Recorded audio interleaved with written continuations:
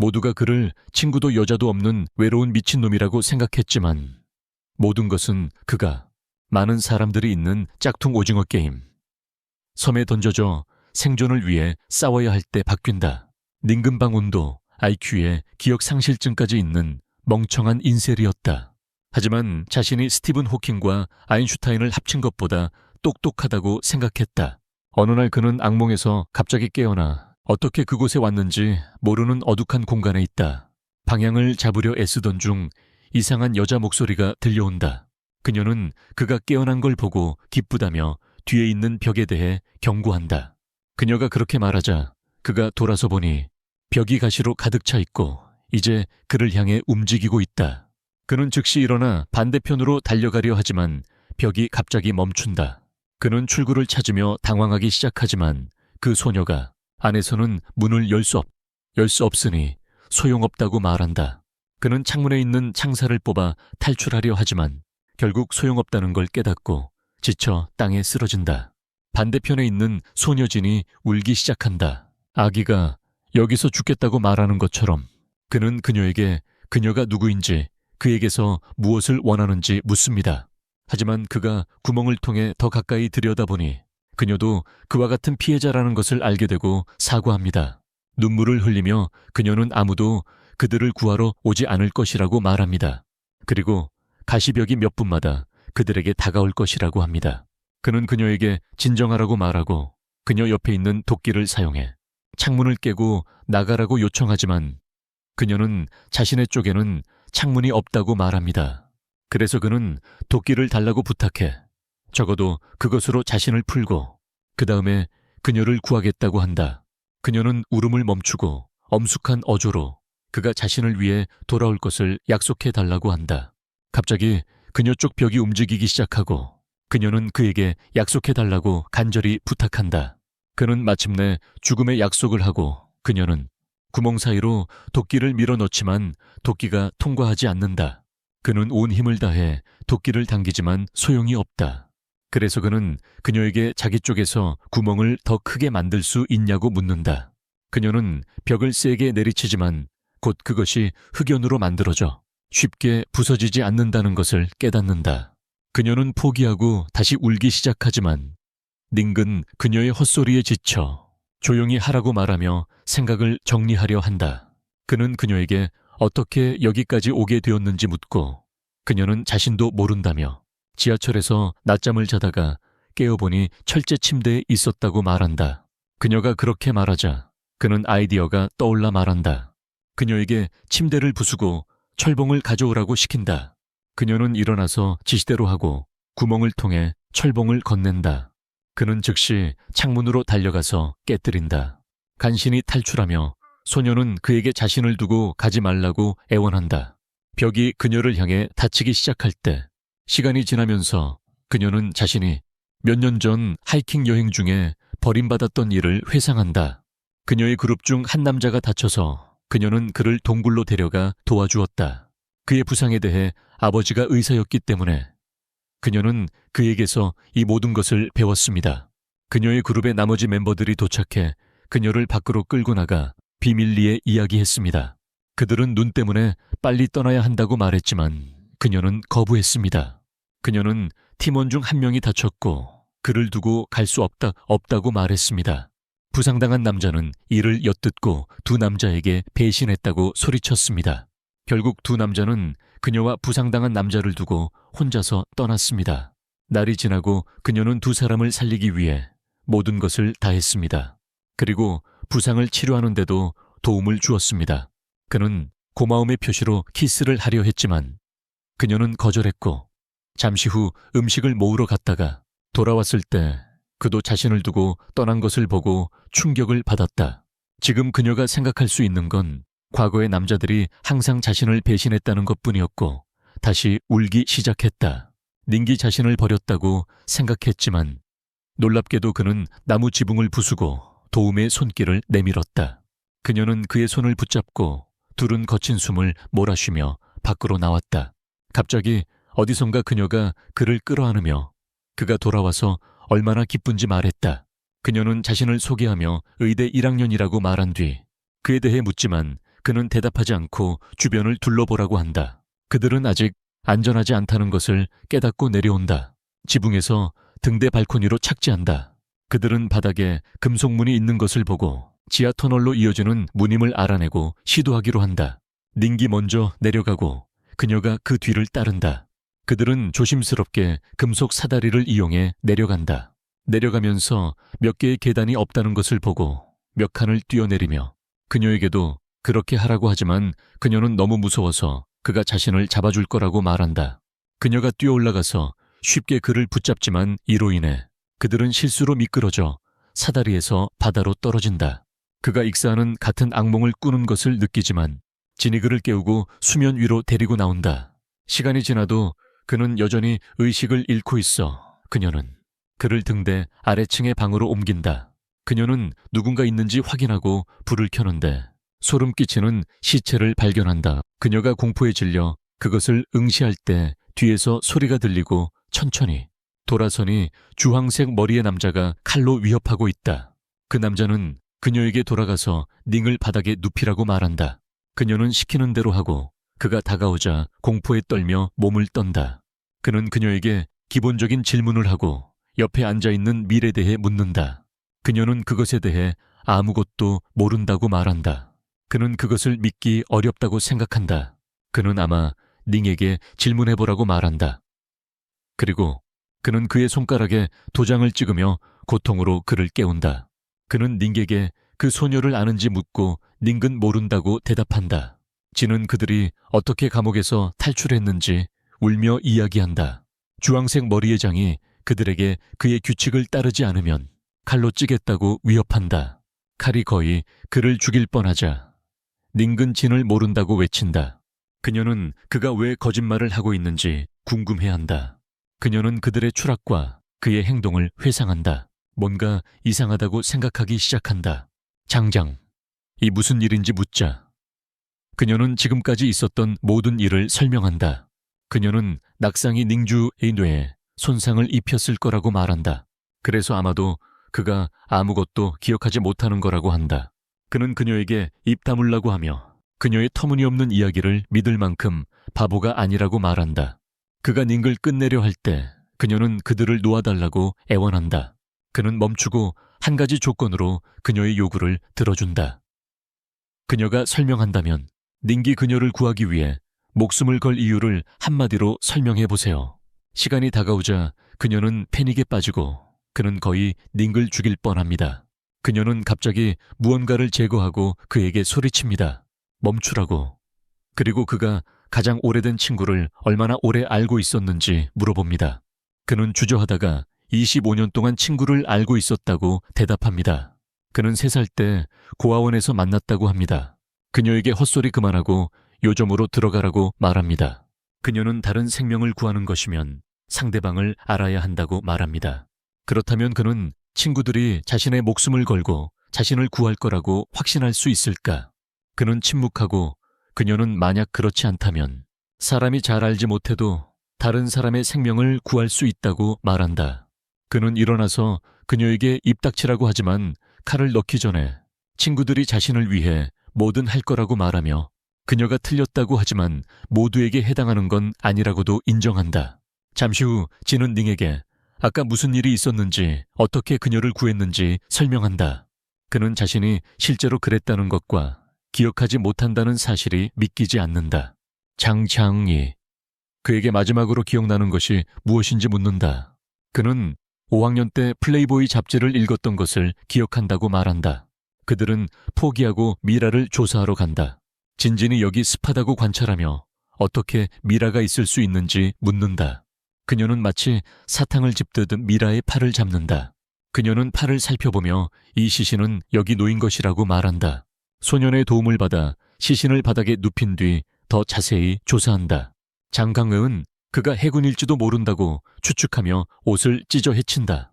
그들은 몸에 숫자가 칼로 새겨진 것을 보고 충격을 받는다. 숫자가 무슨 의미인지 궁금해하지만 아무도 그 뜻을 이해하지 못한다. 그래서 일단 포기하고 다른 이야기로 넘어간다. 진의장에 대해 묻자 그는 돈친이라는 보스가 이끄는 갱단에서 일한다고 말한다. 사흘 전 그는 깡패 무리에게 쫓기며 배로 도망쳤는데 깨어나 보니 여기 있었다고 한다. 진도 자신의 이야기를 하고 지하철에서 낮잠을 자다가 갑자기 여기서 깨어났다고 말합니다. 두 사람은 이것이 다른 범죄 조직이나 인신매매범의 소행인지 궁금해하지만 닝은 그렇지 않다고 말하며 그들이 시신에서 본 숫자가 이 모든 것과는 크게 관련이 있다고 덧붙입니다.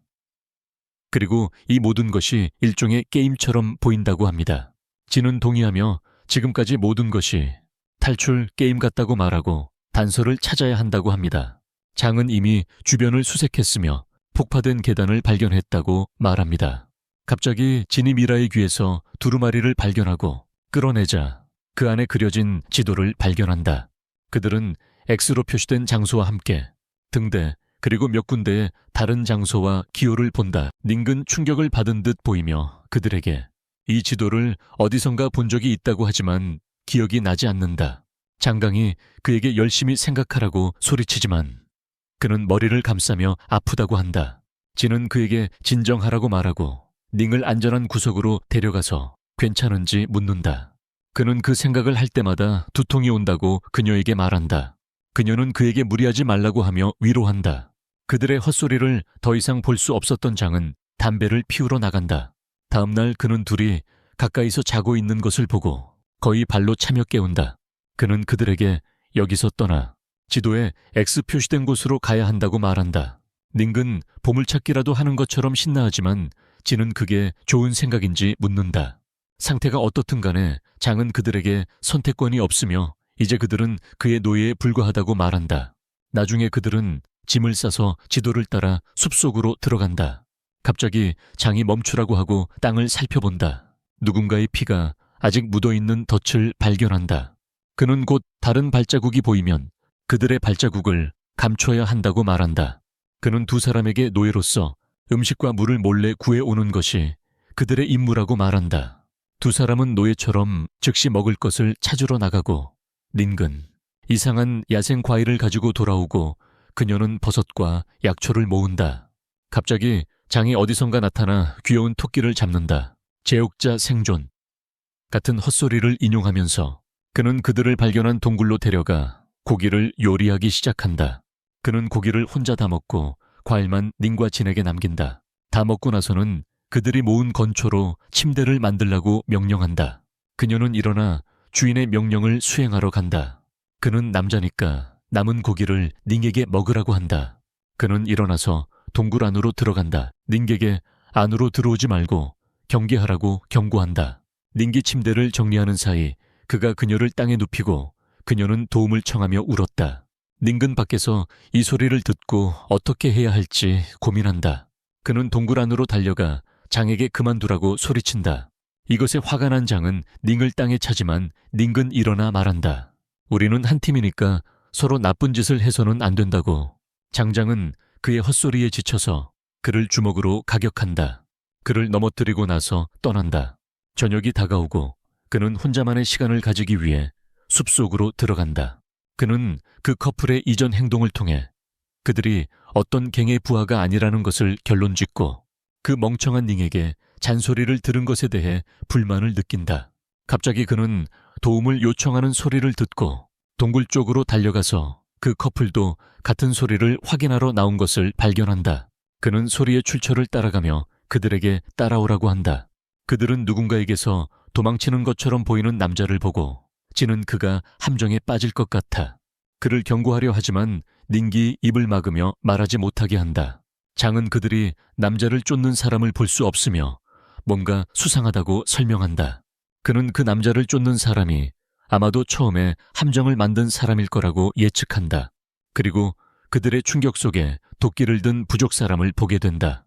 함정에 빠진 남자는 겨우 힘을 내어 살아서 일어나지만 그 부족 사람은 그를 돼지처럼 도살하고 시체를 끌고 간다. 남자가 떠난 후 장은 그들에게 말한다. 동굴로 돌아가서 잠시 몸을 숨기는 게 좋겠어.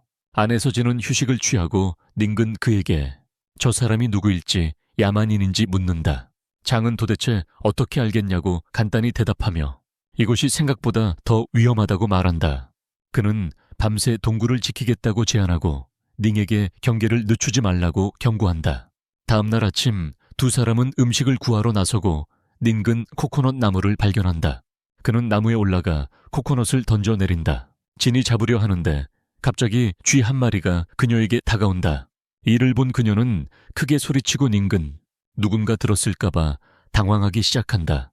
장장이 달려오며 야만인이 돌아온 줄 알았지만 사실을 알고 나서는 둘 다 멍청하고 쓸모없다고 꾸짖는다.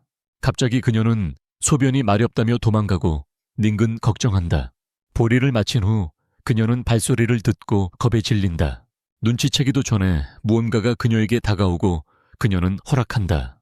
큰 비명을 지르자 소년들이 그 소리를 듣고 그녀를 도우러 달려간다. 도착했을 때 두 명의 부족 남자가 그녀를 붙잡아 땅에 눕혀 놓은 것을 본다. 닌근 필사적으로 돕고 싶어 하지만 장은 지금은 너무 위험하다고 말한다.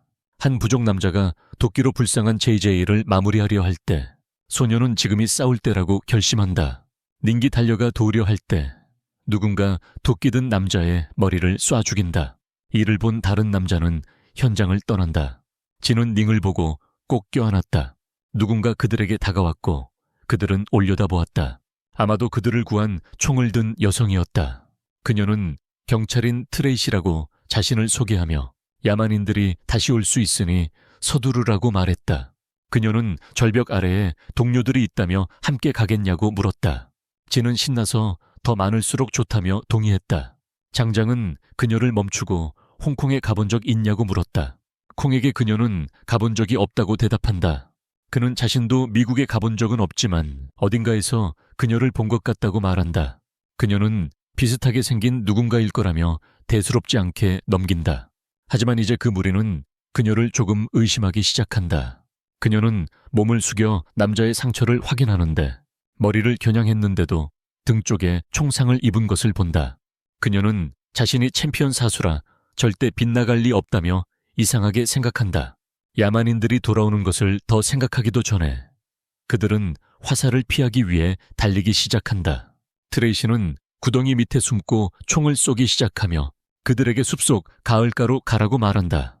장장은 쓸모없는 두 사람을 그녀가 말한 곳으로 데려간다. 그들은 풀장 옆에 자리를 잡고 몸을 씻으며 트레이시가 왜 이렇게 오래 돌아오지 않는지 궁금해한다. 장은 그녀가 죽었거나 도망쳤을 거라고 말하며 길에 더 많은 사람들이 있다고 그 두 바보들에게 경고한다. 이 섬에서는 매우 조심해야 한다고 합니다. 그는 그들에게 지도를 언급하거나 미라의 몸에서 발견한 코드에 대해 다른 누구에게도 말하지 말라고 합니다. 진은 닌기 말하는 대로 하겠다고 하지만 그 바보는 마치 비디오 게임에 있는 것처럼 전투 클래스와 계급에 대한 헛소리를 합니다. 그러다 장과 팀으로 일하기로 동의하고 장은 모두에게 같은 목표를 따르겠다고 맹세하라고 요청합니다. 극적인 방식으로 세 사람은 팀을 이루어 싸우겠다고 맹세합니다. 서로를 배신하지 않겠다고 다짐하며 생존을 위해 싸우기로 합니다. 바로 그때 트레이시가 돌아와서 그들에게 그들이 해야 할 일이 있다고 말합니다. 그녀는 총알이 많지 않아서 이곳을 떠나기로 한다. 그녀는 그들에게 따라오라고 요청하며 자신의 동료들이 있는 곳으로 향한다. 그들이 도착하자 그녀는 친구들에게 그들을 소개하며 야만인들에게 공격받았고 그녀가 몇몇 야만인을 죽여 그들을 구했다고 말한다. 한 남자가 그녀를 멋지다고 부르자 다른 남자는 그녀가 이 낯선 사람들을 구하는데 총알을 낭비했다고 말한다. 장장은 그 남자에게 화를 내고 위협한다. 하지만 트레이시가 개입하여 그들에게 싸움을 그만두라고 말한다. 그녀는 그와 그의 팀이 그들과 함께 있고 싶다면 그녀의 규칙을 따르고 그녀의 팀원들에게 해를 끼치지 말아야 한다고 말한다. 장 씨는 그녀의 규칙에 동의하기 전에 살짝 웃으며 다른 사람들을 알아간다. 진과 닝도 자신을 소개하지만 모두가 그가 5학년 학생이라고 말하자 놀란다. 진은 닝기 머리에 외상을 입어 5학년 때까지의 기억만 가지고 있다고 재빨리 정정한다. 그때 트레이시는 그날 자신이 발견한 것을 말해준다. 그녀는 음산해 보이는 거대한 건축 단지를 보았고 한 남자가 즉시 탐험해야 한다고 말한다. 하지만 다른 남자는 그곳이 야만인들의 은신처일지도 모른다며 반대한다. 또 다른 남자도 이에 동의하며 확실한 계획이 세워질 때까지 그곳을 피하자고 말한다. 그들은 투표를 하기로 하고 장이 먼저 손을 든다고 하며 투표를 망쳐서 동점이 된다. 그는 그 지역 탐험에 반대표를 던진다. 한 남자가 그가 불공정하다고 비난하지만 그는 단순히 규칙을 어기지 않고 허점을 이용했을 뿐이라고 말한다. 그래서 그 남자가 그들에게 다시 투표하자고 말하고 자신 편에 서는 사람에게 7천만 달러 수표를 주겠다고 제안해. 장장은 뇌물이라고 비난하지만 그는 동의하지 않으며 이것은 선거에서 이기기 위해 무언가를 약속하는 정치인과 비슷하다고 말해. 왜냐하면 그는 이 모든 것을 모두가 보는 앞에서 하고 있고 사적으로 제안하는 게 아니기 때문이야. 이것은 뇌물이 아니라 전략이라는 거지. 장장 은씩 웃으며 자신도 전략이 있다며 그 부부에게 자신에게 투표하라고 말해. 그때 이시가키가 아직 한 표가 부족하다고 지적하자 그는 말해. 그에게 이제부터 그를 위해 투표하는 사람에게 3천만 원을 제공하겠다고 말합니다. 트레이시는 그가 그런 돈이 없다고 지적하자 그는 이시가키에게 그를 위해 지불할 것이라고 말합니다. 왜냐하면 그는 투표가 자신의 뜻대로 잘 되기를 원하기 때문에 추가 비용을 지불하는 것을 개의치 않기 때문입니다. 곧 투표를 요청하고 자연스럽게 장이 승리하게 되며 그들의 한 사람이 그의 편으로 돌아섭니다. 그리고 이시가키에게 거대한 건축 복합체를 탐험하고 싶다면 지불하라고 요구합니다. 다음 날 그들은 모두 현장으로 향하고 숲을 지나면서 장인은 트레이시와 개인적으로 이야기하고 싶다고 말합니다. 그녀는 여기서 할 수 있다고 하지만 그는 혼자 가자고 고집합니다. 그녀가 계속 거절하자 그는 다가가서 그녀의 귀에 뭔가를 속삭인다. 그 후 그녀는 그에게 그만하라고 말하고 그를 옆으로 끌고 가서 다른 사람들이 무슨 일이 일어나는지 궁금해하는 동안 조용히 이야기를 나눈다. 갑자기 그녀가 그의 뺨을 때리고 다시 그룹으로 돌아와 그가 너무 나갔다고 말한다. 그는 단지 웃으며 자신이 옳았고 이 일을 갚아주겠다고 말한다. 그룹은 그녀에게 괜찮은지 묻지만 그녀는 아무 말도 하지 않고 답답한 표정으로 계속 걸어간다. 그룹은 그녀가 이끄는 대로 조용히 따라가며 복합단지에 도착해 저녁 무렵 현장에 도착한다. 모두가 이렇게 거대한 건물을 보고 놀라며 멍하니 서 있다. 트레이시는 이시가키에게 건축 양식을 알아볼 수 있냐고 묻고 그는 마야, 피라미드와 비슷하다고 말한다. 그래서 장은 여기가 이집트냐고 묻지만 그는 확신할 수 없다고 한다. 피라미드는 여러 나라에 걸쳐 있기 때문이라며 몇 가지 예를 든다. 그들은 끝없이 이어지는 계단을 내려가며 내부로 들어간다. 트레이시는 그들에게 조심하라고 경고하며 야생인들이 돌아올 경우 더 가까이 있어야 한다고 말한다. 몇 시간처럼 느껴졌던 시간 후에 그들은 복합단지의 중앙 부분에 도착한다. 진은 닝에게 처음에는 모두 납치된 줄 알았다고 말하며 무서워한다고 한다. 하지만 지금은 이상한 사람들과 함께 다른 대륙에 있는 것 같다고 한다. 그녀는 이 모든 것이 일종의 게임인지 궁금해한다. 그들이 강제로 해야 하는 현실의 일종일지도 모른다고 생각한다. 닝은 그냥 어린아이처럼 말하며 아마도 그들은 비디오 게임 속에 있을지도 모른다고 한다. 그리고 한숨을 내쉰다. 이 쓸모없는 기억상실증 환자를 어떻게 해야 할지 몰라. 한숨을 쉬며 그녀의 이큰 이제 5학년 아이 수준이다. 그들은 좀 더 이야기를 나누고 그는 그녀에게 이곳이 지도에 표시되어 있으니 긍정적으로 생각하라고 말한다. 즉 그들이 올바른 방향으로 가고 있다는 뜻이다. 두 사람은 크게 웃으며 이곳에서 탈출하면 절대 일하지 않아도 된다고 말한다. 왜냐하면 이제 3천만 달러짜리 수표가 있어서 평생 살아갈 수 있기 때문이다.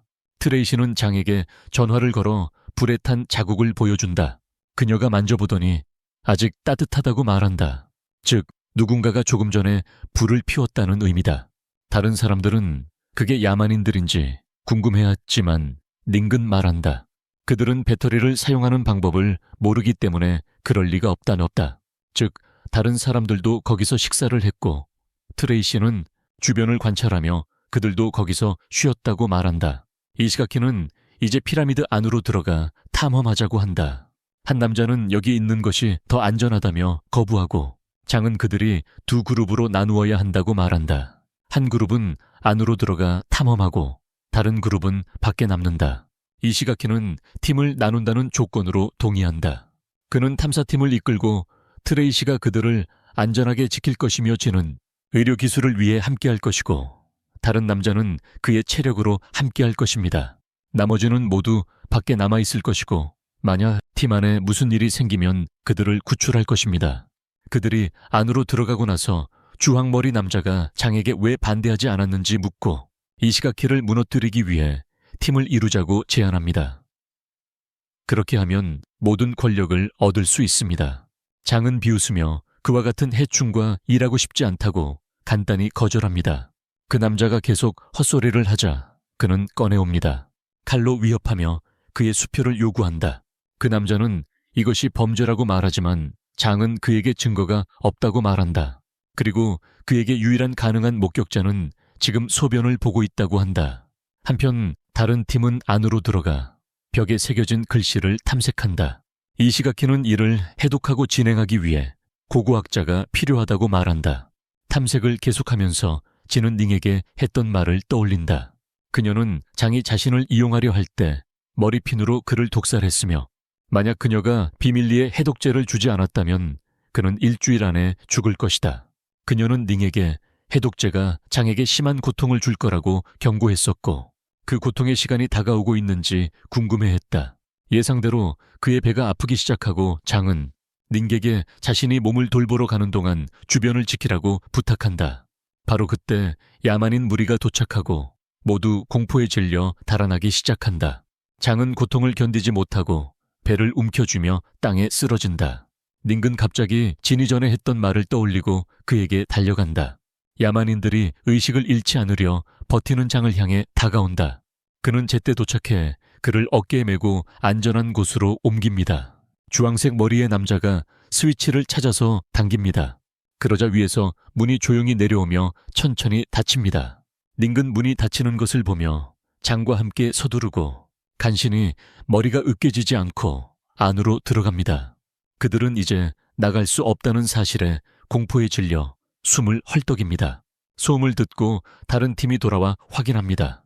장인은 닝에게 자신의 목숨을 구해준 것에 감사하며 꾸짖습니다. 다른 남자가 그들을 밖에 가두려고 했다고 한다. 그 남자는 자신이 겁이 나서 생각할 시간이 부족해 문을 닫았다고 말한다. 이시가키 유는 그것이 올바른 선택이라고 동의한다.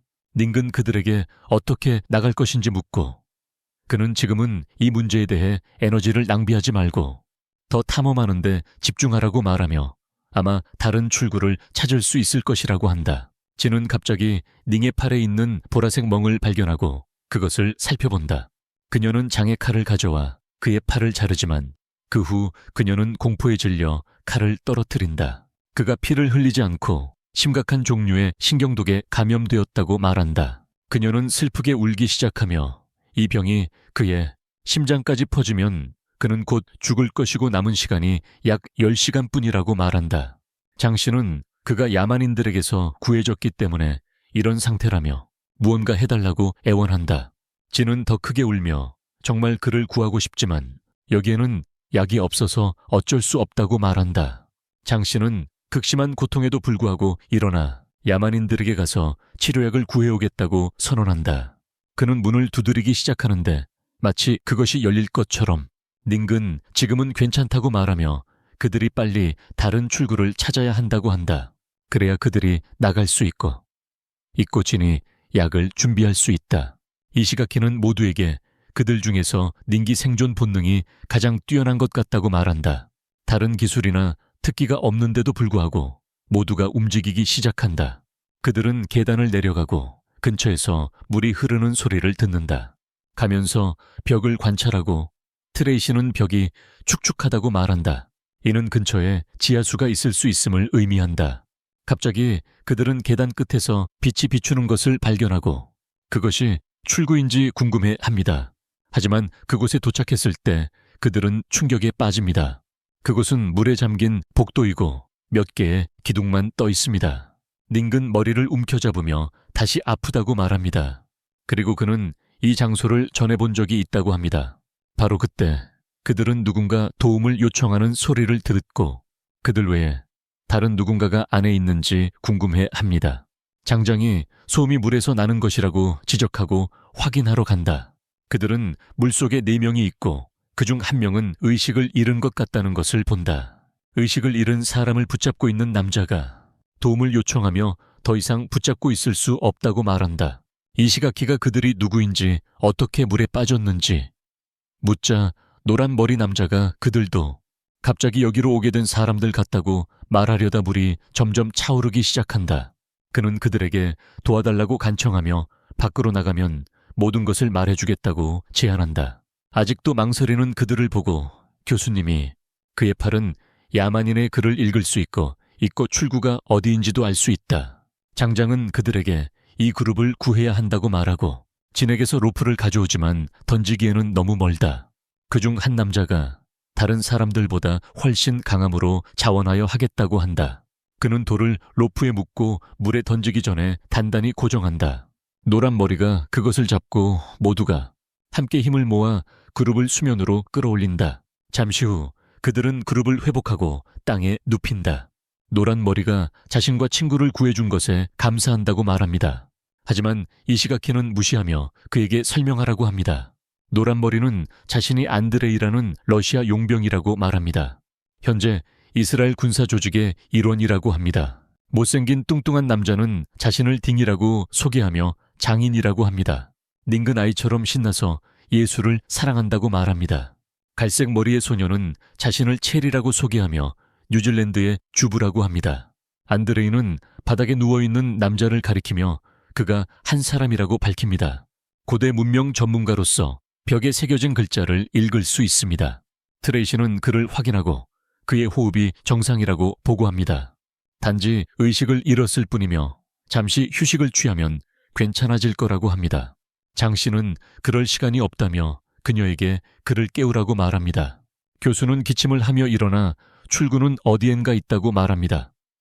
왜냐하면 벽에 새겨진 글에 따르면 가장 높은 지점에 도달하면 문이 저절로 나타난다고 합니다. 그들은 문이 천장에 있는지 궁금해하지만 이시가키는 여기 기둥이 너무 많아서 가장 높은 기둥을 찾으면 문을 발견할 수 있을지도 모른다고 말합니다.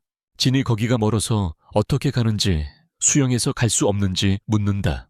수면에서부터 멀기 때문이다. 안드레이가 그럴 필요 없다고 말하며 설명한다. 이 방에는 4개의 입구가 있는데 특정 시간에 열리고 닫힌다고 한다. 입구가 열리면 수위가 올라가고 각 기둥마다 플랫폼이 있어서 한 플랫폼까지 수영한 뒤 수위가 다시 변할 때까지 기다렸다가 다른 플랫폼으로 가야 한다. 교수는 그 사실은 알았지만 수위가 변할 때 어느 기둥을 선택해야 할지는 아직 모른다고 말한다. 그들은 물이 차오를 때 가장 높은 기둥으로 그냥 헤엄쳐 가야 하는지 논의하지만 안드레이는 물이 엄청난 힘으로 밀려오기 때문에 그럴 수 없다고 말한다. 교수도 동의하며 이미 시도했지만 물의 힘에 머리를 맞아 실패했고 안드레이가 아니었으면 익사했을 거라고 밝힌다. 그들이 이야기하는 사이에 입구가 열리고 더 많은 물이 나와 대부분의 기둥을 잠기게 한다. 안드레이는 각 물이 쏟아지는 사이에 10분 간격이 있다고 말하며 다음 물이 쏟아지기 전에 어떤 기둥을 선택할지 결정해야 한다고 말한다. 닝은 매우 간단하다며 그냥 직선으로 가면 된다고 말한다. 그곳에는 많은 기둥이 있고 그들이 바로 앞에 있는 2기둥부터 시작해야 한다고 설명한다. 교수는 미친 천재인 것처럼 충격받은 채 그를 응시하며 다른 사람들에게 그가 완전히 옳다고 말한다. 그들은 다음 5분 안에 물이 첫 번째 기둥까지 차오를 것이고 그곳까지 수영할 계획을 세운다. 그리고 이어지는 기둥들은 모두 나머지보다 10m씩 더 높아서 다음 기둥까지 가려면 2번의 물 차오름을 기다려야 한다고 한다. 즉, 1시간 안에 가장 높은 기둥에 도달해야 한다는 뜻이다. 그들은 가장 강한 사람들이 기둥을 오르는 그룹으로 나뉜다. 먼저 약한 사람을 로프를 이용해 하나씩 끌어올리는 것이었다. 주황색 머리인 그는 마지막에 끌어올려지는 사람이 훨씬 위험해질 거라며 순서를 정하기 위해 제비뽑기를 하자고 주장했다. 하지만 지는 닝 같은 최약자가 마지막이 된다면 버티지 못할 거라며 반대했다. 이에 그는 닝이 죽든 말든 상관없다고 짧게 말했다. 그러자 장은 화가 나서 그를 걷어차고 칼을 꺼냈다. 안드레와 트레이시는 동시에 그를 제지하며 무기를 그의 방향으로 겨눴다. 이시가키는 팀원들에게 해를 끼치지 말라고 경고하며 그들에게는 끌어올려질 순서를 정하기 위해 제비 뽑기 외에 선택권이 없다고 말했다. 불행히도 체리는 하열 번을 받아 마지막으로 가게 되고 트레이시는 그녀를 위로하러 가지만 이시가키가 그녀 대신 마지막으로 가겠다고 제안하며 교환한다. 체리는 그에게 감사하고 그룹은 계획을 실행하기 시작한다. 물이 수면까지 차오르자 그들은 수영을 시작하고 안드레가 먼저 다음 기둥을 오른다. 그는 밧줄을 던지고 이시가키가 체리가 잡을 수 있도록 도와준다. 안드레는 그녀를 꼭대기로 끌어올리고 장과 다른 남자는 스스로 오른다. 다음으로 그들은 트레이시를 끌어올리고 나머지도 계속 올라간다. 이제 진 차례지만 그녀는 닝에게 먼저 하라고 하고 자신은 그 다음에 한다. 2명만 남았다. 뚱뚱한 놈과 이시가키. 뚱뚱한 놈을 끌어당기자 떨리는 소리가 들리고 곧 물이 쏟아지기 시작할 것임을 깨닫는다. 큰 고생 끝에 그를 끌어올리고 이시가키만 남았다. 앙드레가 밧줄을 던지기도 전에 물이 쏟아지기 시작하고 그룹은 당황하지만 이시가키가 어떻게든 밧줄을 잡는다. 그룹은 물살에 맞서 그를 가까스로 끌어올린다. 잠시 쉬면서 장소에 대해 이야기를 나눈다. 교수님은 이 건축물이 길린에 의해 힘과 용기를 시험하기 위해 지어졌다고 말합니다. 다른 사람들은 그게 무엇인지 묻고 그는 그것이 남아메리카에 위치한 신비롭고 고대 문명이라고 설명합니다. 현재 그 장소에 대한 기록은 없으며 그가 이 사실을 아는 것은 그의 교수님이 연구했기 때문이라고 말합니다. 길린은 마야의 포식자였고 마야 문헌에만 그들에 대한 기록이 남아 있습니다. 이시가키는 그들이 남미에 있다는 의미인지 묻고 그는 그 가능성이 높다고 말합니다. 그는 이와 매우 유사한 장소가 고대 마야 문헌에 기록되어 있다고 언급합니다. 그 후 그는 벽에 있는 문자에 대해 이야기하며 그것이 귀리노이며 20개의 알파벳으로만 구성되어 있다고 말합니다. 닝은 그 야만인들이 고대 귀린인인지 묻고 교수는 그들이 그렇지 않다고 대답합니다. 그는 자신이 배운 것에 대해 계속 이야기하며 귀린인들이 매우 지능적이며 일부는 그들이 불사의 존재라고 말한다고 전합니다. 모두가 충격에 휩싸여 서로를 바라보며 어떻게 여기까지 오게 되었는지 궁금해한다. 이시가키가 마야니 어떻게 길린을 물리쳤는지 묻자 교수는 침울하게 대답한다. 그들은 결코 물리치지 못했고 어느 날 섬과 그 안에 사는 길린들이 신비롭게 사라졌다고. 갑자기 닝기 또다시 두통을 느끼며 이 이야기를 어디선가 들은 적이 있는데 기억이 나지 않는다고 말한다. 진이 그를 위로하며 걱정하지 말라고 말한다. 곧 나갈 수 있을 것이고 치료법도 찾을 수 있을 거라고. 바로 그때 다음 폭우가 쏟아지고 그들은 다음 장소로 헤엄쳐 가기 시작한다. 기둥에 도착하고 이전과 비슷하게 그들은 밧줄을 이용해 정상에 오른다. 서로 팀워크와 실력이 늘어난 것을 축하한다. 갑자기 뚱보가 문을 발견하고 다른 사람들에게 가리킨다. 교수는 아직 가장 높은 지점에 도달하지 않았는데 어떻게 가능한지 궁금해한다. 그는 비문에 적힌 말을 반복한다. 가장 높은 기둥에 도달하는 사람이 재단으로 통하는 출구를 보게 될 것이라고. 그는 이것이 진짜 출구임에 틀림없다고 말하고 닝은 만약 그곳에 도착하면 그들이 5미터만 올라가면 되거나 다음 물이 쏟아질 때까지 기다려야 한다. 안드레이는 어떤 러시아 속담을 인용하며 원래 계획을 고수하는 것이 최선이라고 말한다. 이시가키 이도 동의하며 진짜 출구라 하더라도 가장 높은 지점에 도달할 때까지 열리지 않을 수도 있다고 말한다. 하지만 닝은 그들이 가장 높은 플랫폼에 도달할 때쯤 다른 물이 쏟아져 현재 있는 곳과 문까지 잠길 것이라고 지적한다. 모두 이번 물이 쏟아지면 그렇게 될 것에 동의한다. 출구에 도달하는 것은 거의 불가능할 것이다. 트레이시는 그들이 들어온 복도가 축축하다고 언급하며 이는 물이 어느 시점에 그곳에 있었고 순환되고 있어야 한다는 의미이다. 이시가키는 물이 특정 수준에 도달하면 배수 구조가 작동해야 한다고 예측한다. 트레이시는 먼저 높은 플랫폼에 도달해야 한다고 말하고 안드레이는 만약 이것이 진짜 출구라면 그곳에서 최대한 빨리 수영하겠다고 덧붙인다.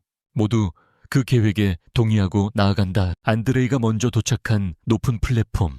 그는 그곳에 문이 있다고 알리고 다른 사람들을 끌어올리기 시작한다.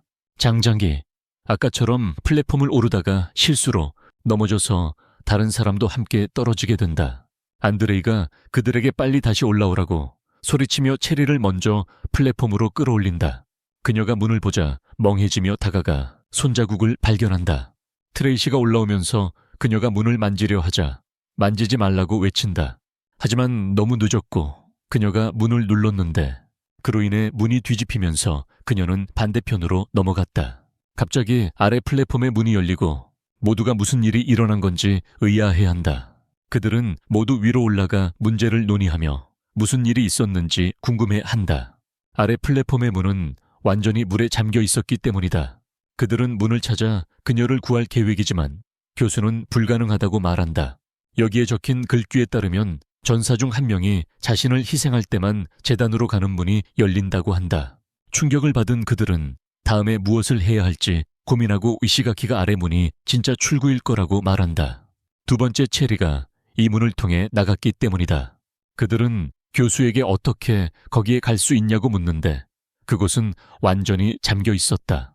교수는 버튼을 누른 후에는 물이 더 이상 차오르지 않을 거라고 말한다.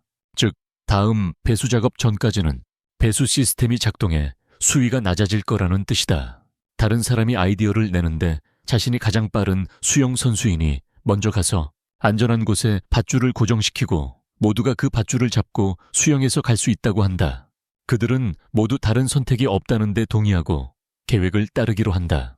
배수 시스템이 작동하면서 소용돌이를 만든다. 그들은 균형을 유지하기 위해 로프를 단단히 잡고 있다. 뚱뚱한 친구는 로프를 잡으려고 애쓰지만 거의 포기하고 의식이 흐려져 간다. 그가 의식을 잃으면서 어릴 적 말더듬이로 얼마나 심하게 괴롭힘을 당했는지 생각한다. 그때 스승이 와서 희망을 주며 자기도 말더듬이가 있었지만 이제는 그렇지 않다고 말했다. 그가 끊임없이 노력해서 극복했기 때문이고 그에게도 똑같이 하라고 조언했기 때문입니다. 이 기억이 그를 포기하지 않게 만들고 소중한 목숨을 걸고 잡고 있는 밧줄을 놓지 않게 합니다. 마침내 그들은 플랫폼에 도착해 문을 향해 달려갑니다. 그 문은 희미하게 불이 켜진 복도로 이어지고 이상한 것을 봅니다. 교수님이 그것을 살펴보더니 뱀 껍질이라고 말합니다. 껍질로 보아 100년은 된 것 같다고 판단합니다.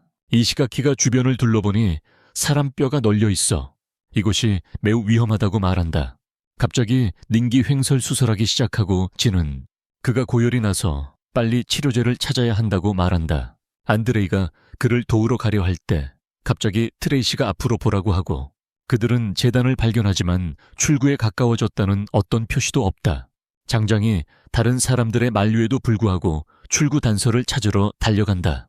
다른 사람들도 그를 따라 재단 꼭대기에 도착해 문을 발견한다.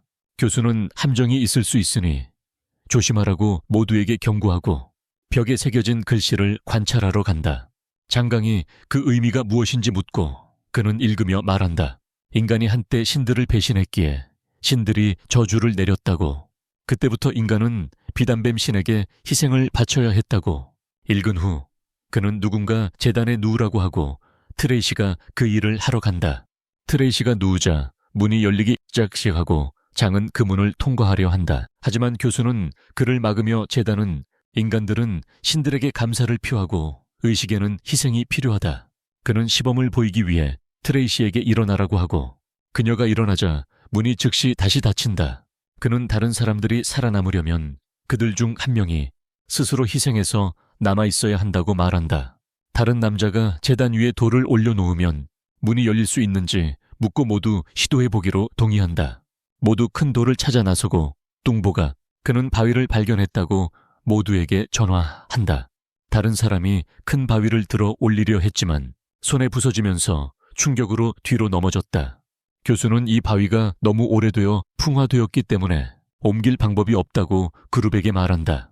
장강혜은 탁자 가서 칼로 두드리며 단단하지만 혼자서는 움직일 수 없다고 말한다. 이시가키는 이제 어쩔 수 없이 누군가를 남겨둬야 한다고 말한다. 노란 머리의 말에 따르면 닝은 아프기 때문에 남겨줘야 한다는 것이 분명하고 지는 그와 의견이 다릅니다. 하지만 그는 계속 주장하며 닝은 어차피 쓸모가 없다고 말합니다. 그들은 치료를 받을 수 있을지 확신할 수 없고 밖에 무엇이 있는지 모릅니다. 그러나 이시가키도 동의하여 모두를 충격에 빠뜨립니다. 그들은 투표를 하기로 결정하고 결과는 닝이 남겨진다는 것입니다.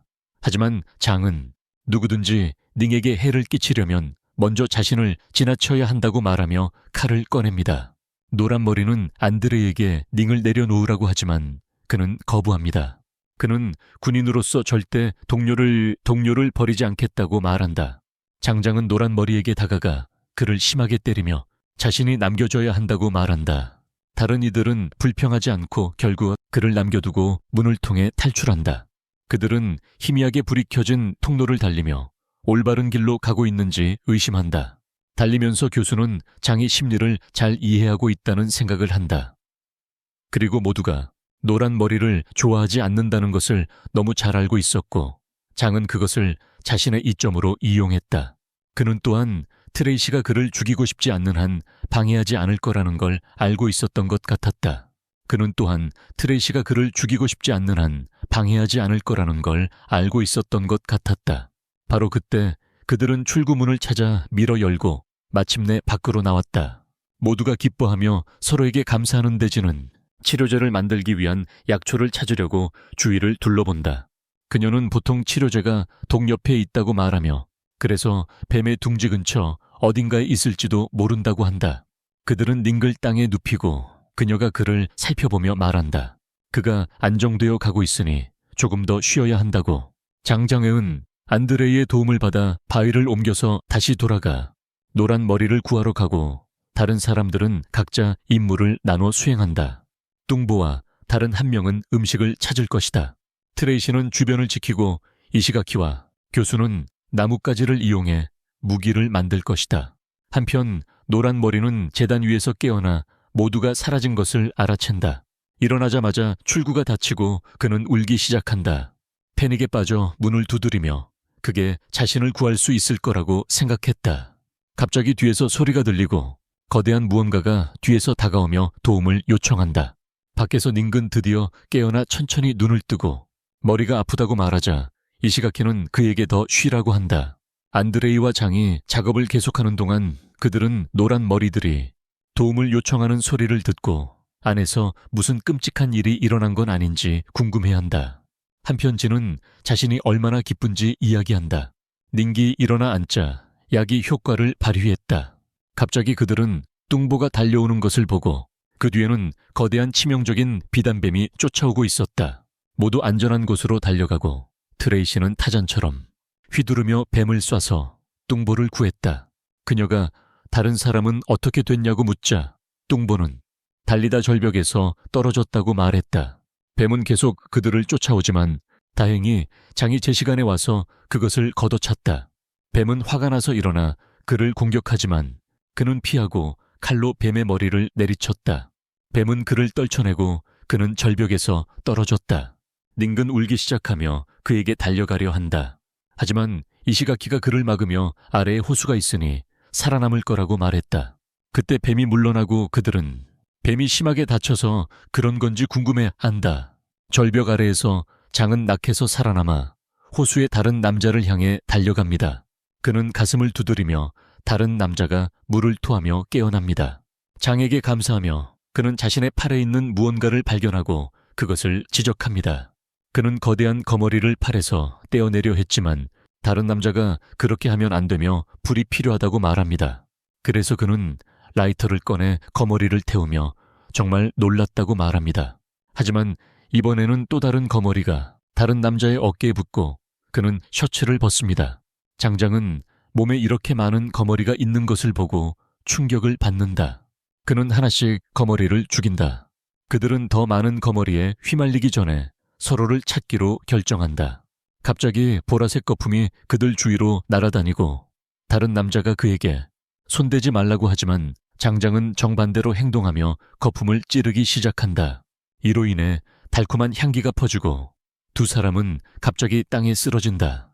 한편 나머지 그룹은 숲을 지나가며 보라색 거품을 발견한다. 진은 다른 사람들에게 만지지 말라고 경고하며 그것은 계곡의 도끼에서 응고된 공기 덩어리라고 말한다. 바로 그때 닝근 땅에 누워있는 장과 다른 남자를 보고 달려간다. 뚱뚱한 사람은 다른 남자의 등에 피 자국을 발견하지만 진은 그것이 이끼에 붙은 거라고 말하며 지금은 걱정하지 않아도 된다고 한다. 잠시 후 두 사람은 일어나고 닝근 따뜻하게 장에게 인사한다.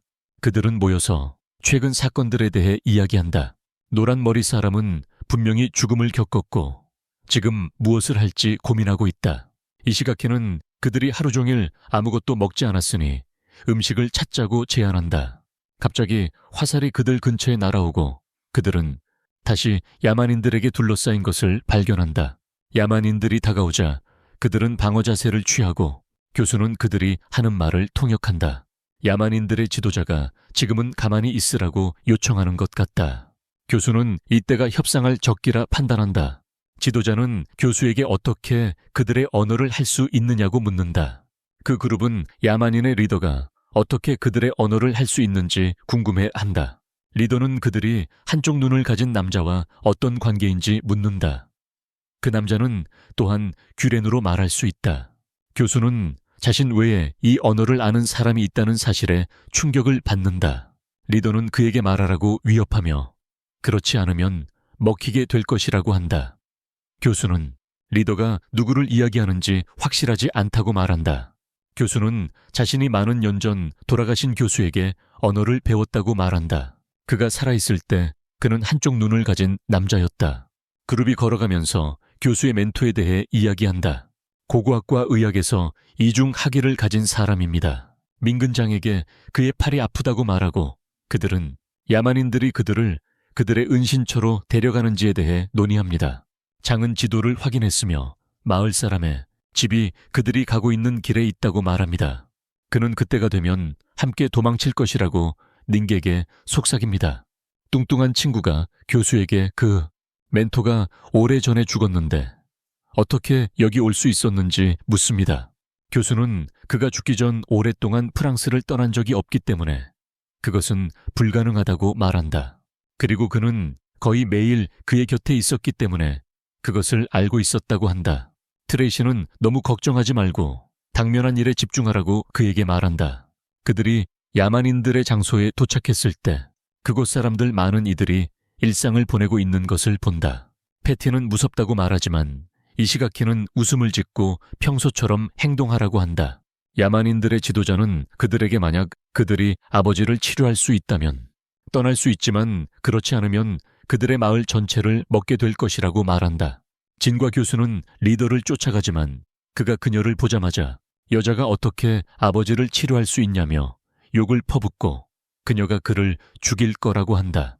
진, 교수는 그에게 굴레니 남성 우월주의를 강하게 믿었고 여성은 가정주부 역할 외에는 아무것도 해서는 안 된다고 생각했다고 말한다. 교수는 리더에게 진만이 그의 큰아들을 치료할 수 있다고 설명하려 하지만 그는 믿지 않고 그들을 위협한다. 그때 한 손뿐인 또 다른 야만인이 나타나 리더에게 무언가 말을 건넨다. 교수는 리더에게 진에게 시도해보라고 허락해달라고 요청하는 것이라고 번역한다. 그래서 그들은 마침내 안으로 들어가 많은 야만인들이 쉬고 있는 것을 본다. 라인은 교수에게 그 노인이 리더보다 그들의 언어를 더 잘 구사한다고 말한다. 교수는 그들에게 다가가며 조용히 하라고 말한다. 진은 그를 꽤 오랫동안 검사한 후 마침내 추장에게 말라리아가 있다고 진단한다. 그리고 말라리아 환자는 기억 상실증 같은 여러 합병증을 겪을 수 있다고 그룹에게 알린다. 이시가키가 치료법이 무엇인지 묻자 그녀는 치료법이 간단하다고 말한다. 그들은 그를 수분 공급시켜야 하고 키나를 경구 투여해야 한다. 키나는 산초나 나무에서 추출할 수 있다. 그 나무의 껍질이 키나 추출의 주요 원료다. 이시가키는 이 나무가 보통 어둡고 습한 열대우림 지역에서 자란다고 말한다. 그들이 남미에 있으니 가까운 열대우림에 있을 것이다. 교수는 족장이 3명을 숲으로 보내 약초를 찾게 하기로 동의했으며 나머지는 인질로 남겨두고 내일 해 뜨기 전까지 약을 가져오지 못하면 나머지는 죽임을 당할 것이라고 전한다. 그들은 논의한 끝에 진이 해야 한다고 결론 내린다. 확실히 그녀만이 식별할 수 있으므로 3사람의 일원이 될 것입니다. 다음으로 트레이시가 그녀를 안전하게 지키기 위해 동행할 것입니다. 3번째는 안드레이로 그는 장에게 그의 칼을 요청합니다. 닝근 그들에게 칼을 주라고 말하며 필요하지 않을 것이라고 합니다. 그는 동의하며 안드레에게 칼을 줍니다. 나중에 닝근 장에게 세 사람이 괜찮을지 물어보지만 그는 단순히 모른다고 말한 후 하나님께 기도합니다. 교수는 더 많은 비문을 살펴보며 이 야만인들이 굴렛나가를 그들의 신으로 숭배했다고 말합니다. 시니시오 말라리아가 대규모로 발생할 때마다 그들은 속수무책이었고 죽음에 대한 두려움에 떨었습니다. 그들은 그것을 신들의 저주라고 불렀고 이런 일이 일어나면 감염된 사람들을 제단에 굴렌에게 바치는 제물로 데려갔습니다. 하지만 10년 전 한 무리의 군인들이 이 사람들을 죽이고 가두었습니다. 그들은 모두 어떤 화산 속으로 사라졌고 그러다 어느 날 한쪽 눈을 가진 남자가 교수의 스승이라고 생각되는 그 사람이 산에서 살아서 나왔습니다. 그는 굴렌을 알고 있었고 또한 그들을 했습니다. 그래서 야만인들이 그들 중 한 명이 그 언어를 말하는 것을 보고 그들을 살려두어 추장을 치료할 수 있게 했습니다. 한눈박이 남자가 여기에서 평생을 보냈다고 전해진다. 그는 그들의 공동체의 일원이 되었다.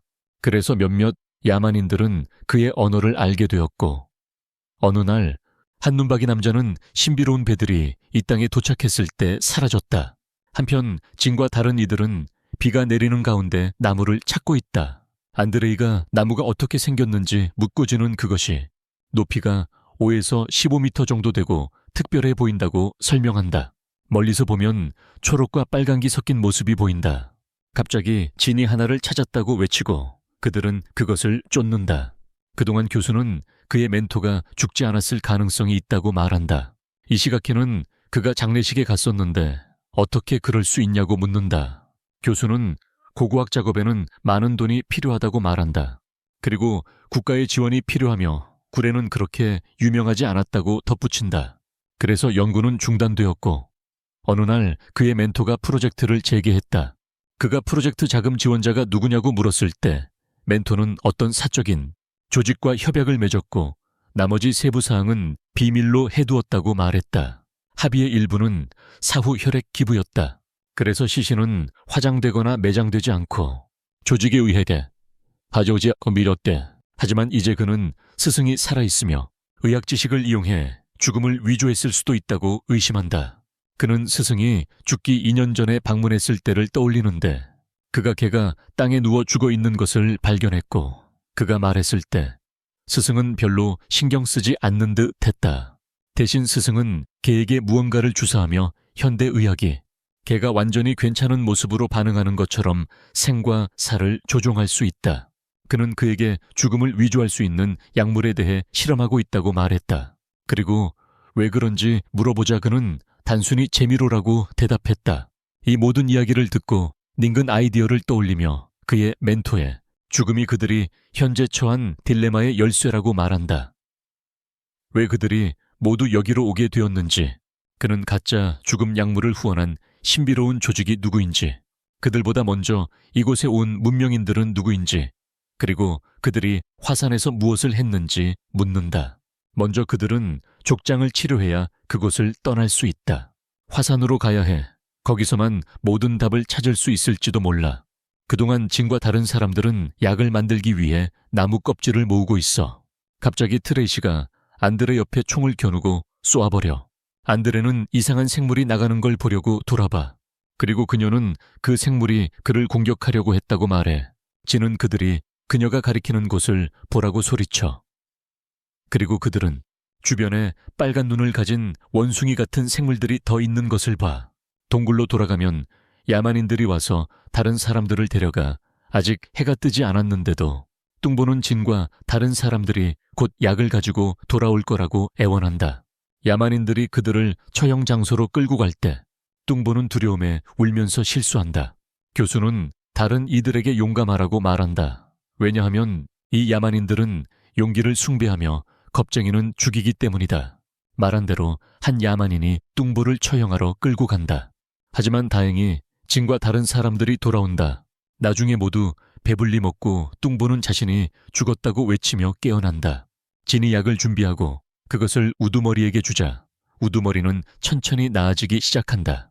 우두머리는 그녀에게 감사하며 이후에는 인간을 희생하지 않도록 치료법을 가르쳐 주겠다고 말한다. 노인은 그녀에게 감사하며 한쪽 눈을 가진 남자가 치료법을 가르쳐 주지 않았지만 그녀는 훨씬 더 친절하다고 말한다. 그는 그녀에게 여기서 산으로 가는 출구 경로를 알려준다. 그녀는 숲속의 원숭이 같은 생물들에 대해 묻고 그는 그들이 이전에 온 문명인들에 의해 풀려났다고 말한다. 그는 그녀에게 만약 저 원숭이들에게 물리면 그들처럼 변하게 될 거라고 말한다. 나중에 그녀는 이 모든 것을 나머지 그룹에게 전하고 교수는 이것이 자신이 본 적도 듣도 못한 과학의 영역이라고 말한다. 닝은 이 원숭이들이 불멸을 창조하기 위한 민간 조직의 실험 결과일지도 모른다고 제안한다. 교수는 자신의 스승에게 충격과 배신감을 느끼고 이시가키가 그를 위로한다. 모두가 곧 답을 찾기 위해 산을 조사하기로 결정한다. 다음 날 장은 야만인들과 함께 낚시를 가서 작은 물고기를 잡는데 성공하고 지는 노인에게 감기와 기침 치료법을 가르친다. 장인은 노인이 담배를 피우는 것을 보고 파이프를 달라고 한다. 하지만 노인은 그게 너무 강할 거라고 말한다. 말대로 장은 한 번만 맡아도 기절하며 아름다운 여자들을 꿈꾼다. 노인은 웃으며 밤에 깨어날 거라고 말한다. 나중에 모두 함께 야만인들의 축제에 참여해 즐기지만 술을 마시자마자 너무 강하고 뜨거워서 깜짝 놀란다. 진은 한 모금에 취하고 리더는 웃으며 모두 즐기라고 합니다. 이시가키는 내일 화산을 탐험할 수 있도록 가이드 섭외를 해줄 수 있냐고 묻고 노인은 자신의 서비스를 제공하겠다고 제안합니다. 앤드레는 야만인들이 활쏘기 시합을 하는 것을 보고 참가하기로 결심합니다. 리더는 그가 이기면 한쪽 눈에 남자의 석궁을 주겠다고 하고 그가 지면 모자를 교환하라고 요구합니다. 시합이 시작되고 리더가 먼저 나서 나무통을 정확히 조준합니다. 앤드레는 다음 차례이고 시작하기 전에 모자를 벗으며 긴 여성 같은 손을 드러냅니다. 머리카락을 뽑아 리더에게 주며 누가 이기든 그가 가져가도 된다고 말한다. 그는 다시 석궁을 쏘아 리더의 화살을 쉽게 꿰뚫으며 석궁을 차지한다. 그는 주머니에서 또 다른 모자를 꺼내 머리를 가리기 위해 쓴다. 밤이 되자 장은 마침내 일어나 밖으로 나가 모두가 즐기는 모습을 본다. 갑자기 소리가 들려 그 소리를 따라가 좀비 원숭이들이 야만인 중 한 명을 해치는 것을 본다. 그는 도움을 청하고 닌기 제때 도착한다. 원숭이들이 그를 노리고 있다는 경고를 하다. 리더와 안드레도 그 원숭이들을 화살로 쏘며 도착한다.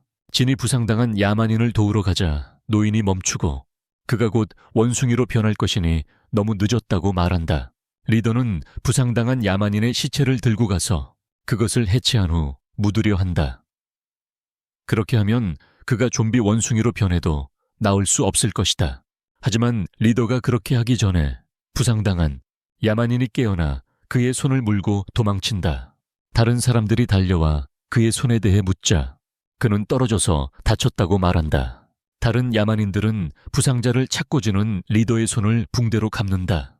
그녀는 상처가 긁힌 자국보다는 칼에 찔린 상처 같다고 말하고 그는 시선을 돌린다. 이시가키는 곧 화산으로 떠나야 한다고 말하며 안드레와 함께 일주일치 충분한 음식을 모았다고 말한다. 닝은 노인을 제외하고 다른 부상자가 있었는지 묻는다.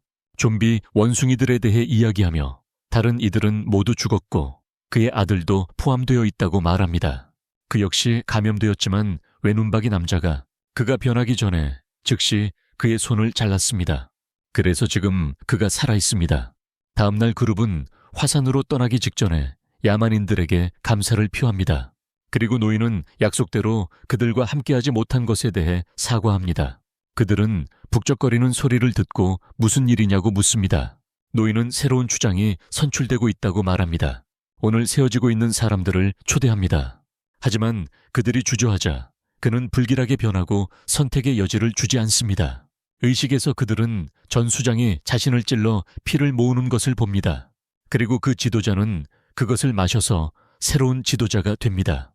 갑자기 노인은 미친 듯이 웃으며 좀비 원숭이의 장기를 먹으면 감염이 급속도로 진행되어 즉시 변한다고 말합니다. 그는 그 지도자가 자신의 아들에게 이렇게 한 사람이라고 밝히고 이제 그는 같은 일을 그 지도자에게 행함으로써 복수를 했습니다. 말 그대로 리더는 즉시 돌아서서 좀비 원숭이가 된다. 뚱보야. 모두가 공황 상태로 도망가고 노인은 눈에 눈물이 맺힌 채 사이코처럼 웃는다. 뚱보와 교수는 숨을 헐떡이며 숲으로 도망친다. 그들은 모두 공황 속에 흩어졌기에 다른 사람들은 어떻게 됐는지 궁금해한다. 교수는 화산 쪽으로 가면 그들을 만날 수도 있다고 말한다. 갑자기 소리가 나서 죽을 만큼 놀라지만 그건 단지 닝일 뿐이다. 그들은 상황을 논의하고 발소리를 듣고 나무 뒤에 숨습니다. 그들은 진이 뛰어오는 모습을 보고 그녀를 만날 준비를 하지만 그녀가 우연히 밧줄에 걸려 넘어지고 곧 야만인들이 쫓아옵니다. 야만인들은 그녀가 그들의 우두머리의 명령에도 불구하고 그들을 도와주었기 때문에 그녀를 죽이지 않기로 합의합니다. 그들은 그녀에게 화산 방향을 가리키며 빨리 가라고 합니다. 세 사람은 나중까지 숨은 곳에서 케이를 보지 못합니다. 야만인들이 린처럼 그들을 살려줄 것이라는 보장이 없기 때문입니다. 야만인들이 떠난 후 그들은 나와서 화산으로 가는 경로가 표시된 작은 지도를 보고 이야기한다. 나중에 그들은 해변으로 가서 야만인들이 오지 않을 테니 그곳에서 밤을 보내기로 결정한다. 그들이 앉아 이야기를 나누던 중 갑자기 닝기 과거에 무언가를 떠올린다. 그는 어떤 남자들에게 배에서 내던져졌고 한 남자가 돌아와서 자신을 구해달라고 애원했다.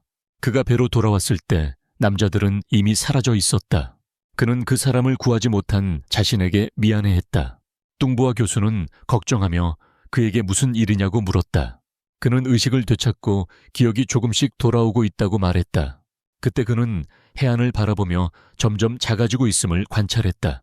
교수는 조수가 밀려오고 있으니 즉시 떠나야 한다고 말했다.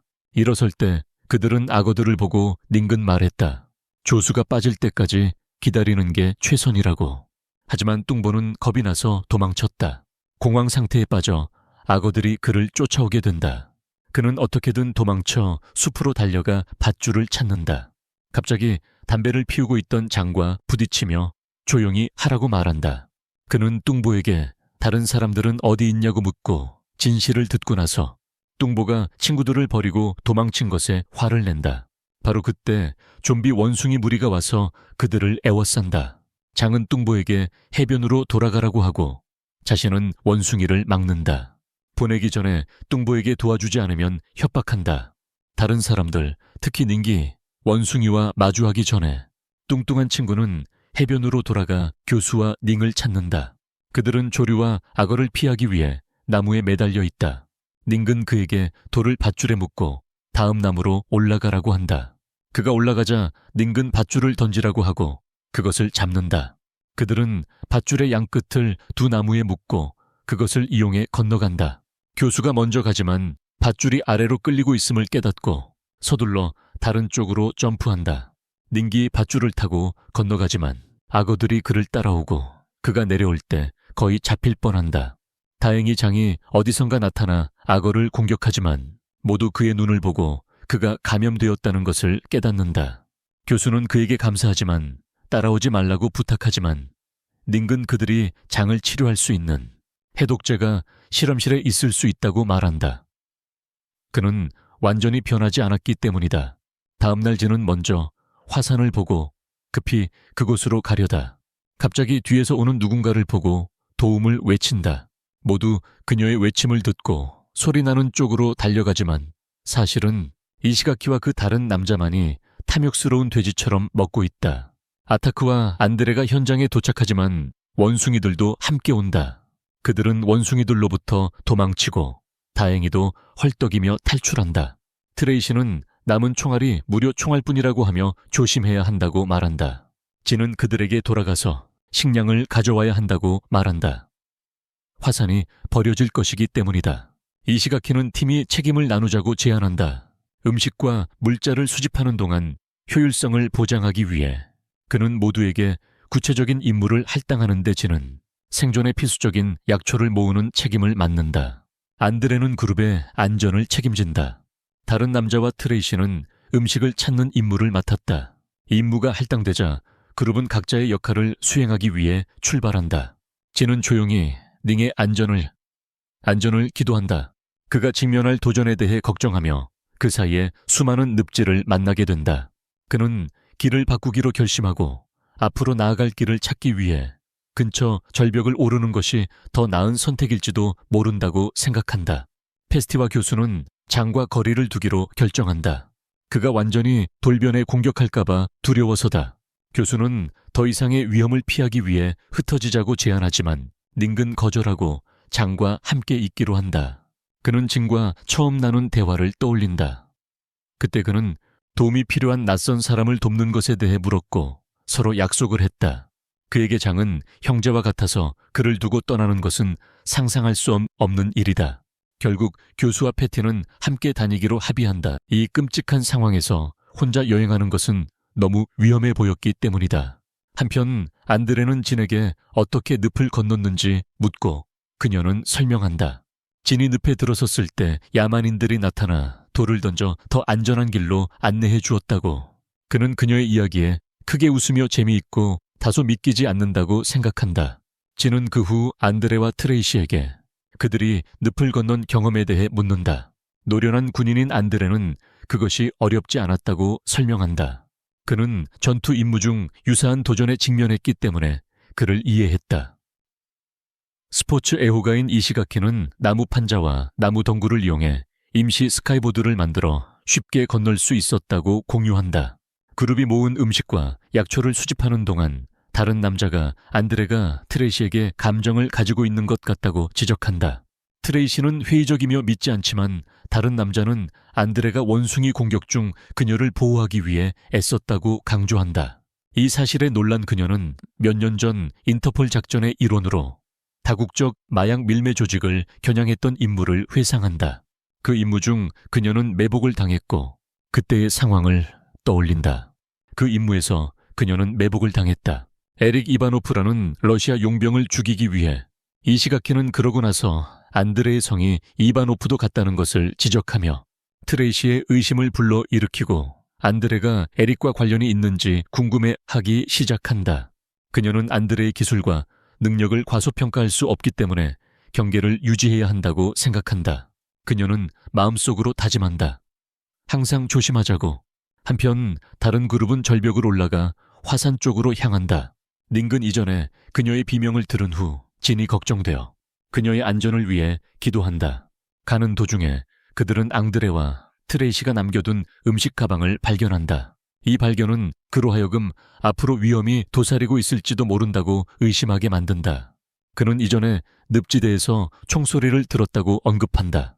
그는 화산 쪽을 가리키며 해독제를 찾기 위해 서둘러 움직일 것을 그룹에 촉구한다. 특히 장에 대해 걱정하며 그가 가능한 한 빨리 치료받도록 하고 싶어 한다.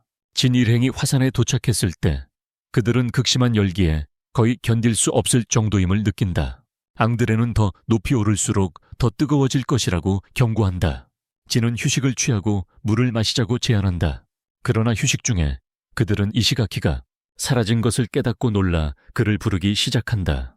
안드레는 혼자 그를 찾기로 결심하지만 곧 그들은 다른 남자의 목소리가 그를 부르는 것을 듣고 그도 사라진다. 트레이시는 안드레를 의심하며 두 사람 사이에 격렬한 말다툼이 벌어진다. 하지만 그들의 말다툼은 진의 비명을 듣고 중단된다. 그들은 그녀를 도우러 달려가지니 모래늪에 갇힌 것을 발견한다.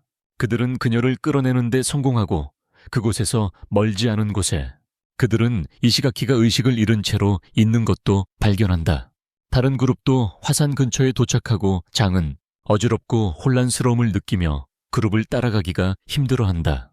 닝은 그에게 힘내라고 격려하며 근처 뜨거운 물에서 샤워를 하며 회복하자고 제안한다. 교수는 이 지역에 풍부한 지열 자원을 발견하고 놀란다. 하지만 샤워를 하는 동안 교수는 더위에도 불구하고 통제할 수 없이 떨기 시작하고 상태가 급격히 악화된다. 닝은 자신이 급성 말라리아에 걸렸을지도 모른다고 의심하며 진이 치료에 필요한 약초를 가지고 있다는 것을 기억한다. 그리고 가능한 한 빨리 그녀의 무리를 찾아가기로 결심한다. 한편 진은 의식을 잃은 이시가키를 돌보고 있고 무리는 음식 상자를 실수로 물에 빠뜨려 식량이 부족한 상황이다. 안드레와 트레이시는 음식을 찾기로 결정하지만 다른 사람이 이시가키가 전에 안드레와 트레이시를 혼자 두지 말라고 조언한 것을 이유로 함께 가겠다고 주장한다. 트레이시는 걱정할 필요 없다며 그를 안심시키고 안드레와 함께 떠난다. 다른 곳에서 닌과 패티는 물에 떠있는 사과를 발견하는데 그는 진의 그룹이 식량 부족으로 어려움을 겪고 있을지도 모른다고 믿게 된다. 트레이시와 안드레는 나중에 동굴 안에서 인공 터널을 발견하고 그것을 따라가 연구시설로 보이는 곳으로 이어지는 횡단보도를 찾는다. 더 조사하기로 결정한 그들은 헤어지고 트레이시는 전기 차단기를 발견한다. 그녀는 그것을 켜고 시설 안으로 들어간다. 안에서는 지하 발전소를 발견하고 갑자기 그녀 뒤에 문이 닫히고 건설 차량에 탄 남자가 나타나 그녀를 공격한다. 그녀는 간신히 숨고 그의 공격을 피한다. 안드레가 그녀를 공격하고 있다고 생각한다. 소란스러운 소리를 듣고 뚱보와 닝은 현장 쪽으로 소리를 따라간다. 한편 안드레는 총소리를 듣고 소리가 나는 쪽으로 달려가고 트레이시는 공격자를 막아내며 그를 향해 총을 한 발 쏘는데 성공한다. 두 사람은 서로가 자신을 공격한다고 생각하며 싸우고 닝이 마침내 도착해 싸움을 멈추게 한다. 그는 두 사람이 멈추지 않으면 손에 든 음식을 버리겠다고 위협하며 싸움을 중단시킨다. 음식의 중요성을 깨닫고 그들은 다투고 공격하는 것을 멈춘다. 그동안 진은 이시가키가 깨어나길 기다리고 있다. 그리고 상대방이 매우 배고파하자 그녀는 자신의 마지막 사과를 그에게 주며 그가 자신보다 더 필요하다고 말한다. 그는 사과의 반을 먹고 나머지는 이시가키를 위해 남겨둔다. 그 모습을 보고 그녀는 감동하며 그가 정말 좋은 사람이라고 말한다. 그는 불교 신자인 할아버지께서 남에게 친절하라고 가르쳐 주셨다고 말한다. 곧 링과 다른 이들이 음식을 들고 현장에 도착한다. 아직 의식을 잃은 이시가키에게 음식을 주고 링은 진에게 점차 좀비 원숭이로 변해가는 장에 대해 이야기한다. 그리고 급성 말라리아에 걸린 것으로 보이는 교수에 대해서도 말한다. 모두가 장과 바이러스에 대해 걱정하게 된다. 링은 먼저 교수를 치료하자고 제안하지만 진은 그와 안드레와 함께 두 환자를 돕기로 결정한다. 세 사람은 환자들이 있던 동굴로 향하지만 환자들이 사라진 것을 발견하고 안드레는 수색을 위해 흩어지자고 제안한다. 잠시 후 그들은 장이 남긴 칼을 발견하고 링은 환자들이 연구시설로 이송되었고 함께 재정비하여 그곳으로 가기로 결정합니다. 동굴에서 트레이시 경관은 자신의 총을 바라보며 고민하는 듯 보이고 링은 실종된 환자들에 대해 그룹에 알리며 잠시 후 이시가키가 깨어납니다. 진은 그들이 어디에 있는지 설명하고 그의 맥박을 확인합니다. 그는 그녀가 도와준 것에 대해 보답하겠다고 약속하지만 그녀는 그저 좋은 팀원이었을 뿐이라고 고집합니다. 그는 링이 다르게 행동하고 있음을 알아차리고 성공적인 소프트웨어 엔지니어로서의 과거를 회상합니다. 그는 성과에도 불구하고 기술과 부가 현재 상황에서는 무용지물이라고 느낀다. 일행은 지열 발전소에 도착하고 그 첨단 건축에 충격을 받는다. 그들은 이런 시설이 정부의 지원이 필요하다는 것을 깨닫고 이시가키는 운송을 위한 항구를 찾아야 한다고 지적한다. 하지만 지금 찾기에는 너무 위험하다. 대신 먼저 연구소를 탐험하기로 한다. 안으로 들어가자 그들은 죽은 연구원과 슈퍼컴퓨터를 발견하고 그는 하나를 해킹하여 제한된 정보에 접근한다. 그는 그룹에게 작업을 할당하고 트레시, 진, 그리고 뚱보를 생화학 구역을 수색하라고 보낸다. 그들이 그곳에 도착하자 좀비 원숭이들이 용기에 담겨 있고 해독제를 발견한다. 하지만 뚱보는 겁을 먹고 밖에서 기다린다. 한편 링진행 그리고 안드레는 다른 구역을 탐험하고 우주복과 군사신분증을 발견한다. 수색을 계속하면서 그들은 정부가 이 위험한 불멸 연구에 관여하고 있는지 걱정한다. 수색을 계속하면서 그들은 정부가 이 위험한 불멸 연구에 관여하고 있는지 걱정한다. 다른 사람은 스트레스로 촉발된 심리적 장애로 인해 몸 상태가 좋지 않아지기 시작하고 몇 년 전 농구 경기에서 통제력을 잃었던 기억이 떠오르며 다시 그런 일이 일어날까 두려워한다. 이시가키의 지시에 따라 그는 식당으로 표시된 다른 구역으로 향한다. 한편 진팀은 해독제를 가지고 돌아오고 링의 그룹은 식당에 앉아 갑자기 죽은 것처럼 보이는 해골들이 있는 방을 발견한다. 안드레는 시신을 확인하고 다른 시체들보다 오래되지 않았다는 것을 발견하며 닝은 죽은 남자의 주머니에서 연구시설 감독관인 야수라는 이름이 적힌 카드가 나왔다. 그들은 카드를 사용해 다른 문을 열고 그의 주머니에서 노트북을 발견한다. 하지만 페이지가 몇 장 사라져 있었다. 갑자기 밖에서 누군가 소리가 들리고 안드레가 확인하러 가는 동안 닝근 책을 살펴보다가 마지막 페이지에 무언가 적힌 것을 발견한다. 한편 진은 인간을 대상으로 한 실험에 실망하고 있고 기둥 뒤에서 누군가 그들을 지켜보고 있다. 트레이시는 진에게 이 세상에서는 오직 강자만이 중요하며 가난한 자들은 착취당한다고 말한다. 기둥 뒤에 있던 인물이 팀을 향해 수류탄을 던진다. 트레이시와 다른 이들은 폭발을 피하기 위해 몸을 숙인다. 트레이시는 진과 패티를 계단 밑에 숨기고 그들을 죽이려는 누군가가 있다고 경고한다. 그녀는 안드레가 공격 배후라고 의심하지만 다른 사람들은 동의하지 않는다. 그녀는 문 하나를 보여주며 자신이 엄호하는 동안 탈출할 수 있는 방법을 설명한다. 출입카드를 가진 패티가 위험을 무릅쓰고 먼저 달려가기로 결심한다. 그는 용기를 내어 달리기 시작하지만 화살이 그의 목을 맞춘다. 그는 계속 문 쪽으로 가서 다른 사람들이 지나갈 수 있도록 문을 열어준다. 여성들이 도망치자 또 다른 수류탄이 던져지고 폭발 속에서 그를 죽인다. 진은 그를 위해 울지만 트레이시는 그녀를 끌어당기며 계속 움직인다. 그들은 다른 방에 숨지만 수수께끼의 남자는 계속 따라온다. 두 사람은 세면실에 숨는데 독가스가 새기 시작한다. 그들은 문을 열려고 하지만 밖에서 잠겨 있다. 가스를 견디지 못하고 의식을 잃는다. 그리고 수수께끼의 인물이 도착하여 그들을 데려간다. 한편 뚱보와 다른 남자가 통제실에 도착해 이시가키에게 상황을 묻는다. 그는 공격 뒤에 안드레가 있었고 의식을 잃은 여성들을 트롤리에 태워 데려가고 있다고 밝힌다. 이시가키는 안드레가 붙잡히지 않고 움직이고 있다고 믿으며 모니터에서 그가 상황을 장악한 것을 본다. 닝근 공격하기 전에 먼저 안드레의 위치를 찾아야 한다고 결정한다.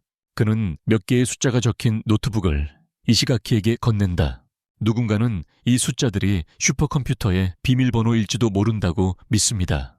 그는 숫자를 입력해 이전에는 접근할 수 없었던 구역을 열어봅니다.